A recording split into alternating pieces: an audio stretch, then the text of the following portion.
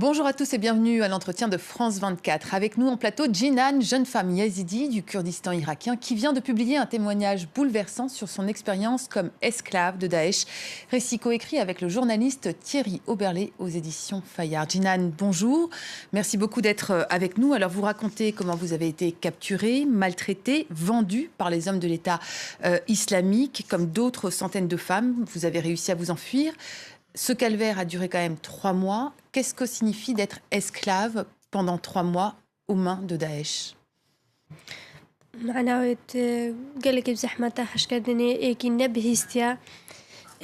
situation était très difficile. Quand on n'est pas au courant de ce qui se passe à l'extérieur, on ne comprend pas tout à fait ce qui peut nous arriver. Nous étions des filles, des femmes, entre les mains de monstres. Nous étions vendus, achetés sur le marché comme du bétail. Ce que nous avons souffert est incroyable. Je pense que personne ne peut comprendre cette souffrance. Vous savez combien vous avez été acheté, à combien de... Quelle était votre valeur sur ce marché?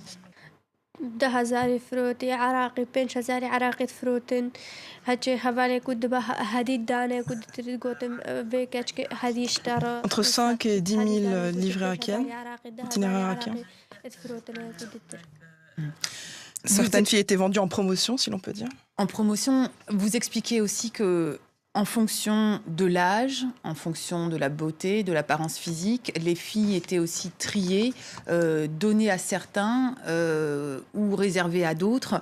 À un moment donné, dans votre livre, vous parlez d'une conversation que vous entendez entre vos ravisseurs et qui explique que finalement, un homme ne peut pas acquérir plus de 3 femmes, sauf s'il est de Syrie, de Turquie ou d'un pays du Golfe, et qu'il y a véritablement un business derrière. C'est quoi ce business؟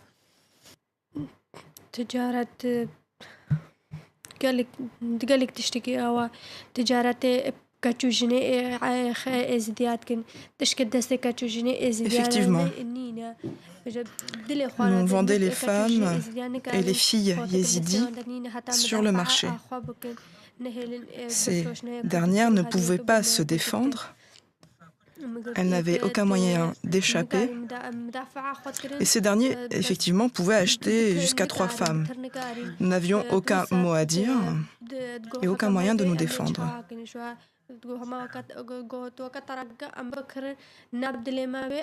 Ils vont nous marchander comme du bétail, comme n'importe quelle marchandise. Si la marchandise ne nous plaît pas, l'on ne l'achète pas, comme si l'on achetait une robe ou n'importe quel bien.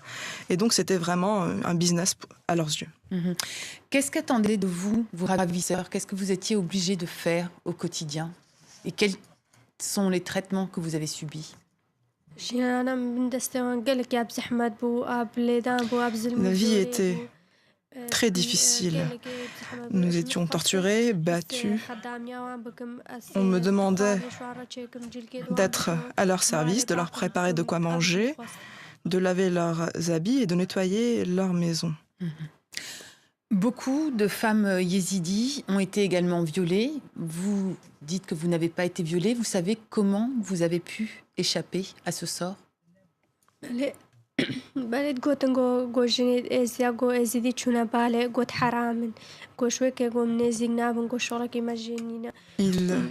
nous disait que les femmes yézidis leur étaient licites et ils pouvaient les violer. Nous étions sales, nous n'avions pas une bonne hygiène de vie et nous délaissions cette hygiène exprès.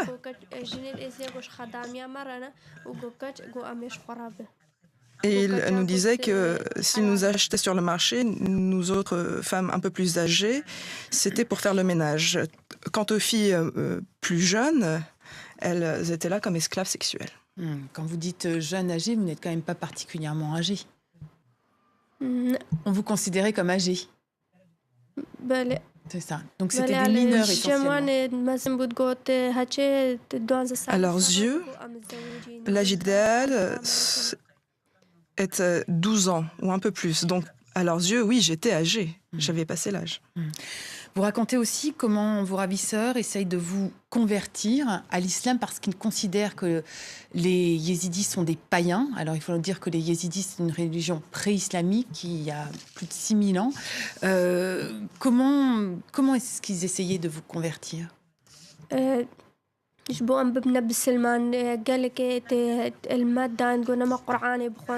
avaient recours à plusieurs pratiques. Ils nous battaient, ils nous demandaient de réciter le Coran, ils nous demandaient de faire la prière, de nous convertir à l'islam et de délaisser nos traditions et notre propre religion.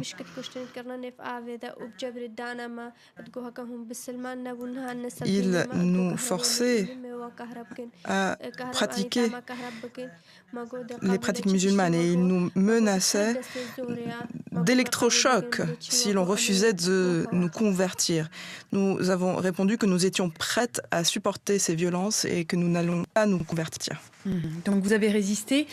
Vous arrivez, au bout de 3 mois, à vous échapper. Et vous expliquez dans votre livre que vous appréhendiez le retour dans votre communauté parce que des femmes qui ont été enlevées risquent de se faire mettre au banc de la société yézidi, où le code de l'honneur est très important. Et pourtant, vous avez accepté, décidé même d'écrire, de témoigner. Pourquoi ? J'ai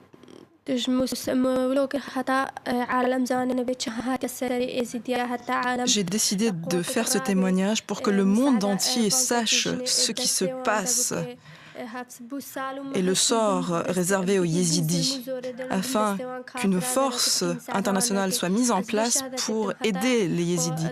Ces combattants de Daesh, ces mécréants, capturent les femmes et les filles yézidis et il y en a des milliers encore qui sont en captivité, qui souffrent de faim et de maltraitance.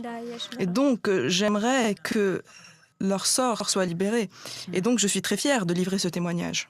Il y a aussi eu peut-être l'appel d'un religieux yézidi, Baba Cher, vous racontez, qui dit qu'il faut que ces femmes, en tout cas les femmes qui reviennent de captivité, soient traitées avec miséricorde, qu'elles ne soient pas mises au banc de la société.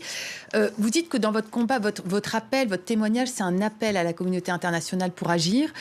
Vous avez une députée, notamment Vianne Dakil, qui essaye de mobiliser le monde entier. Est-ce que vous avez l'impression que ça porte ses fruits ? Je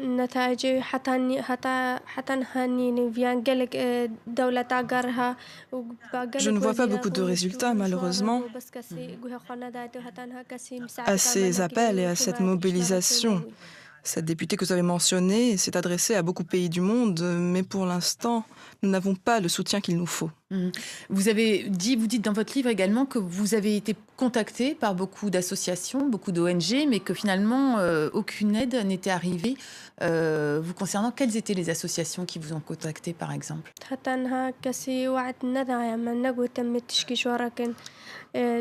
Nous n'avons pas eu de promesses et encore moins de promesses tenues. Cependant, la députée Vianne Dakil s'est adressée effectivement à plusieurs ministres et à plusieurs représentants de différents pays occidentaux, a évoqué ce sujet, a mobilisé autour de cette cause, mais malheureusement, les femmes yézidis n'ont toujours pas été délivrées de ce sort. Dans votre livre également, vous expliquez que dans l'histoire des yézidis, on parle de 72 génocides. Est-ce que pour vous, ce qui est en train de se passer en ce moment, c'est un génocide aussi ? Oui, malheureusement, ce génocide se joint à ceux qui lui ont précédé. C'est peut-être le plus grand et le plus grave génocide qu'a connu le peuple yézidi. Aujourd'hui, vous témoignez, vous allez continuer à témoigner pour avoir une intervention internationale. Plus personnellement, vos projets d'avenir, c'est quoi aujourd'hui ?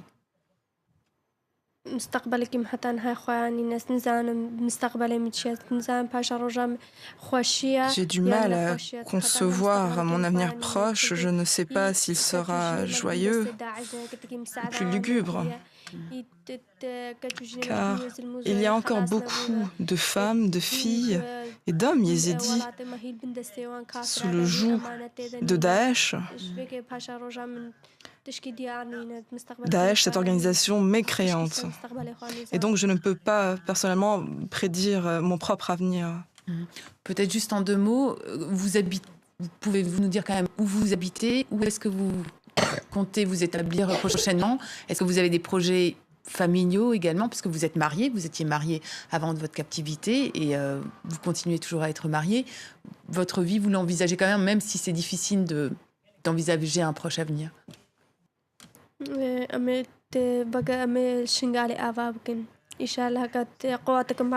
Avec mon mari, nous allons construire notre vie dans notre lieu d'origine, au Mont Sinjar. Une fois que nos familles, nos proches, les femmes et les hommes yézidis seront libérés, nous rentrerons à Sinjar. C'est là notre terre et tout notre honneur. On le souhaite en tout cas très fortement. J'espère que votre vœu se réalisera. Merci beaucoup, Jinan, d'avoir témoigné pour nous et de nous avoir fait part de votre témoignage. Donc, je rappelle que votre récit est publié aux éditions Fayard et coécrit avec Thierry Oberlé. Merci à tous de nous avoir suivis. L'info continue sur France 24.